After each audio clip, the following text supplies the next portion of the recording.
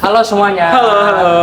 Balik lagi nih bersama kami di kelompok 4 kelas 11 IPA 6 di Pendidikan Pancasila. Di video kali ini kita bakalan bahas mengenai tentang tata urutan perundang-undangan di Indonesia. Wah, itu yang kayak Undang-Undang Dasar 1945 itu kan, yang sampai peraturan daerah. Betul-betul, yang paling tertinggi itu yang Undang-Undang Dasar 1945. Wah, berarti itu kayak piramida hukum ya, dari yang paling atas sampai yang paling bawah. Betul banget. Dan di video kali ini kita bakal jelasin secara satu persatu ke para penonton. Oke, kali ini kita akan jelasin dengan cara yang jelas dan nggak boring juga dong. Jelas. Langsung aja kita ke videonya. Let's go. Yang pertama adalah Undang-Undang Dasar 1945. Undang-Undang Dasar 1945 merupakan hukum dasar tertinggi di Indonesia. Semua peraturan, mulai dari undang-undang, peraturan pemerintah, sampai peraturan sekolah, harus sesuai dengan nilai-nilai Undang-Undang Dasar 1945. Nah, di Undang-Undang Dasar 1945 ini membahas hal-hal penting seperti bentuk negara, sistem pemerintahan, tentang hak dan kewajiban negara. Nah, itu dia juga membahas tentang simbol-simbol negara seperti kayak bendera, bahasa, dan lambang Garuda Pancasila.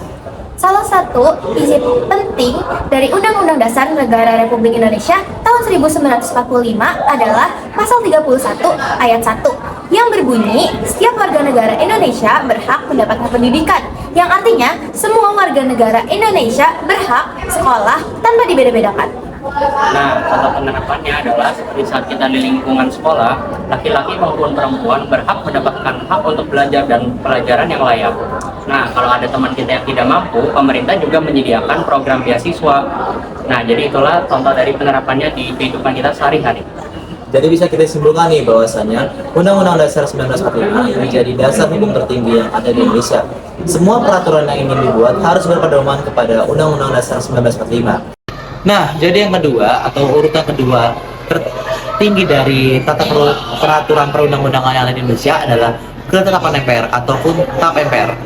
TAP MPR sendiri itu merupakan putusan yang dikeluarkan oleh Lembaga Majelis Permusyawaratan Rakyat yang bersifat mengikat ke dalam dan juga mengikat keluar.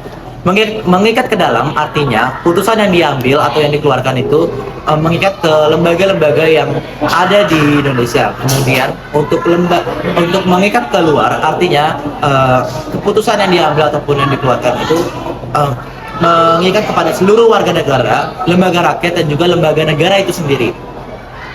Biasanya di dalam isi lembaga atau TAP MPR sendiri berisi tentang haluan negara, dasar negara, pedoman negara, dan juga pedoman bagi lembaga-lembaga lain yang melaksanakan peraturannya. Jadi semua aspek yang ada atau yang dikeluarkan oleh lembaga lain itu harus berdasarkan sebagai dari TAP MPR itu sendiri. Nah, jadi untuk contoh dari TAP MPR itu sendiri ada di TAP MPR nomor 25 Romawi tahun 1966 tentang membubarkan PKI sebagai organisasi terlarang yang ada di Indonesia dan membersihkan semua ideologi komunis yang ada di Indonesia. Itu sendiri merupakan bertimbang lurus dengan arti dari isi TAP MPR sendiri, yaitu menjadi pedoman ataupun haluan negara ketika dasar negara itu melenceng dari yang sebenarnya. TAP MPR sendiri juga biasanya ditemukan sebelum amandemen pada tahun 1998. Karena setelah amandemen tidak ada lagi TAP MPR yang dikeluarkan oleh lembaga MPR itu sendiri. Oke, selanjutnya kita akan bahas tentang Perpu. Jadi, Perpu itu adalah singkatan dari Peraturan Pemerintah Pengganti Undang-Undang. Jadi, apa sih itu Perpu?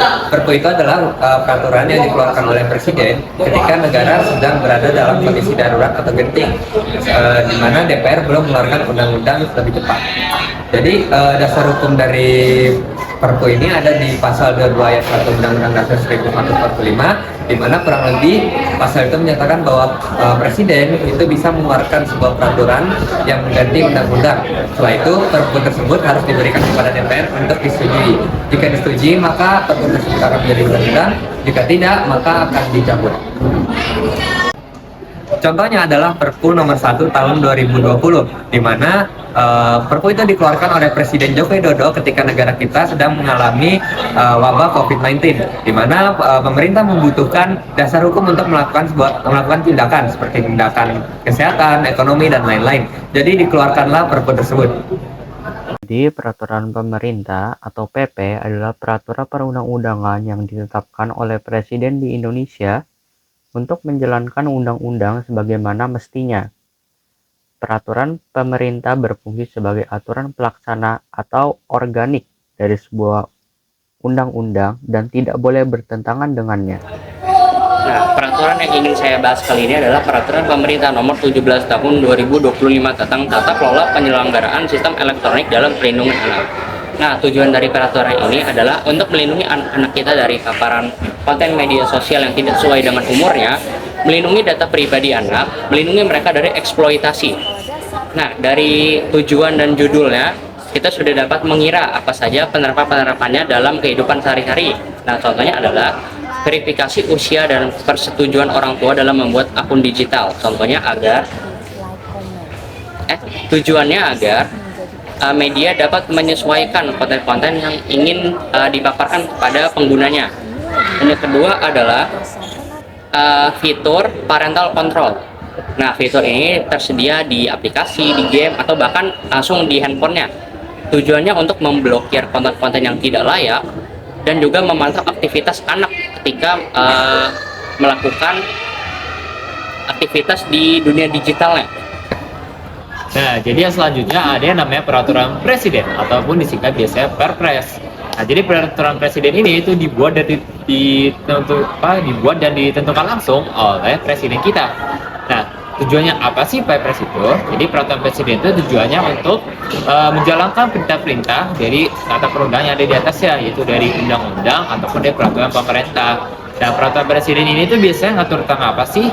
Biasanya tuh dia mengatur tentang kebijakan-kebijakan nasional seperti tentang lingkungan, tentang pendidikan, kayak tentang ekonomi kita. Dan selain itu dia juga membahas tentang proyek-proyek nasional. Kayak mungkin sekarang kan lagi hot-hotnya tuh proyek nasional kita yang lagi dikorupsi, yaitu WUS. Nah, WUS juga termasuk ke peraturan presiden itu guys. Nah, contoh dari peraturan presiden itu yaitu peraturan presiden nomor 97 tahun 2017, ya, di mana itu mengatur tentang pengelolaan sampah rumah tangga, yaitu tentang energi kebijakan nasional. Jadi pemerintah tuh ingin warga negara ya dan pemerintah itu bekerja sama untuk mengelola sampah-sampah rumah tangga. Biar apa tujuannya? Biar sampahnya nggak menumpuk, nggak menyebabkan pencemaran, dan nggak menyebabkan gas rumah kaca.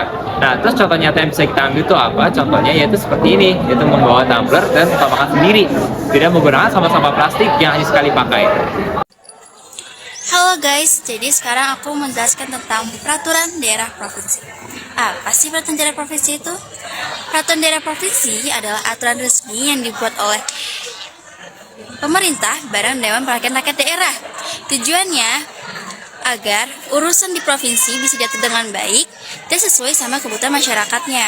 Nah, aku punya contohnya nih guys. Nah guys, contohnya di Jawa Barat, Peraturan Daerah Nomor 3 Tahun 2002 tentang pengelolaan sampah. Aturan ini dibuat karena masalah sampah di Jawa Barat semakin parah dan dapat merusak pencemaran lingkungan dan kesehatan kita. Nah, aturan ini dibuat pemerintah untuk mengajak kita lebih peduli kepada lingkungan dan rajin memilah-milah sampah dan tidak membuang sampah sembarangan lagi guys. Soalnya kalau kita semua sadar betapa pentingnya tuh sampah dari yang awalnya kecil bisa berdampak besar di lingkungan dan masa depan kita. Jadi ingat ya guys, perubahan itu dimulai dari diri kita sendiri. Yuk sama-sama jaga lingkungan kita, karena Jawa Barat yang bersih dan sehat itu tanggung jawab kita semua. Halo semuanya, hari ini aku mau bahas sesuatu yang mungkin kelihatannya serius banget. Tapi tenang aja, aku bakal jelasin dengan santai biar gak bikin otakmu error. Yuk kita bahas peraturan daerah kabupaten atau kota. Nah teman-teman, aku bakal jelasin sambil kita jalan-jalan keliling Semansa ya. Jadi gini, peraturan daerah atau perda itu banyak aturan main, khusus buat daerah tertentu. Kalau di negara ada undang-undang, nah di daerah juga punya versi mininya. Namanya perda kabupaten atau kota. Yang bikin siapa ya? Ya tentu aja bupati atau wali kota bareng Dewan Perwakilan Rakyat daerahnya. Mereka kerja bareng biar aturan di daerah sesuai sama kondisi masyarakat di situ. Tujuannya supaya kehidupan di daerah jadi tertib, aman, nyaman, dan gak semeraut. Bayangin aja kalau gak ada peraturan daerah. Semua orang bebas buang sampah sembarangan, parkir seenaknya, bahkan ternak ayam di tengah kota. Udah kayak film komedi campur horor. Nah, ada contohnya nih. Di Kota Bandung ada Perda nomor 9 tahun 2019 tentang kebersihan, ketertiban, dan keindahan kota. Jadi, kalau kamu buang sampah sembarangan, bisa kena denda sampai Rp50.000 loh. Lumayan tuh, bisa buat beli cimol 10 bungkus. Jadi, jangan heran kalau sekarang banyak tulisan di taman atau jalan, buang sampah pada tempatnya. Nah, dari situ kita bisa lihat peraturan daerah ini penting banget. Karena tanpa aturan, kehidupan di kota bisa kacau. Jadi, mulai dari hal kecil aja, buang sampah di tempatnya, patuhi rambu, dan hormati peraturan daerah. Karena ketaatan kita hari ini bakal bikin daerah kita lebih nyaman. Nah, jadi teman-teman semua pada tahu kan, kalau misalkan di tata urutan perundang-undangan itu yang pertama dan tertinggi ada Undang-Undang Dasar 1945, lalu dilanjutkan dengan Ketetapan Majelis Permusyawaratan Rakyat atau TAP MPR, lalu ada undang-undang atau peraturan pemerintah berganti undang-undang, terus ada namanya peraturan pemerintah. Peraturan presiden, peraturan daerah provinsi, peraturan daerah kabupaten dan kota. Semua aturan ini dibuat agar negara kita menjadi negara yang tertib dan adil. Kalau nggak ada aturan, bisa-bisa semua orang bebas seenaknya. Karena dengan menaati peraturan, kita bukan cuma jadi warga negara yang baik, Tapi juga ikut menjaga ketertiban dan keadilan Indonesia. sekian penjelasan dari kami. Terima kasih sudah menonton.